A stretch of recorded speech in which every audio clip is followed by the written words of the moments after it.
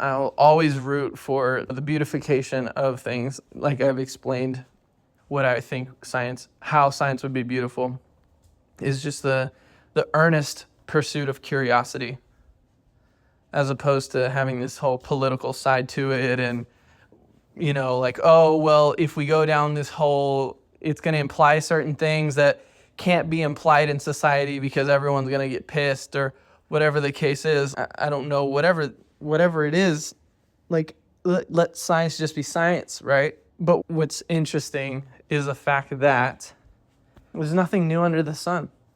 When I say that is this has happened. The public distrust in an institution that claims to have knowledge has already happened.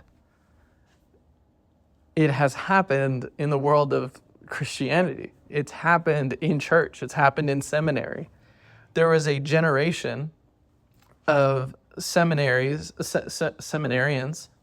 if that's what you call them, that became atheist and agnostic and left the church and this and that because their questions weren't answered, or when what they found on the other side did not satisfy their thirst.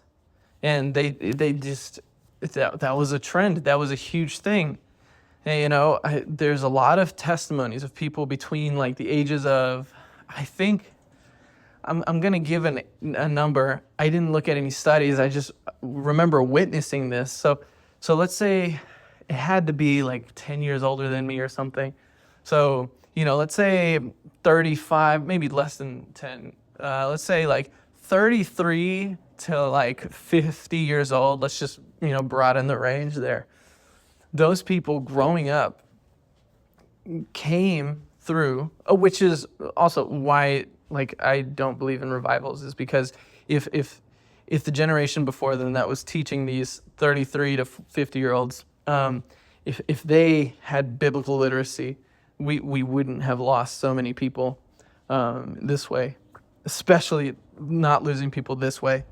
But these people came, asked questions, asked the philosophical questions like, why is there moral evil if God exists? And, this and that. And that's essentially where I think the term like cop out like came from. It was in this era where Christians would give blanket statements of like, his ways are higher than mine.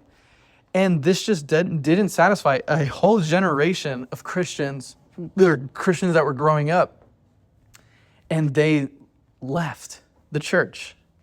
And these people became atheists. A lot of them became raging atheists. And there's the psychology behind that. Like, for them to be raging atheists, they're just really more upset at Christianity than the disbelief of God. And I'll just put that out there.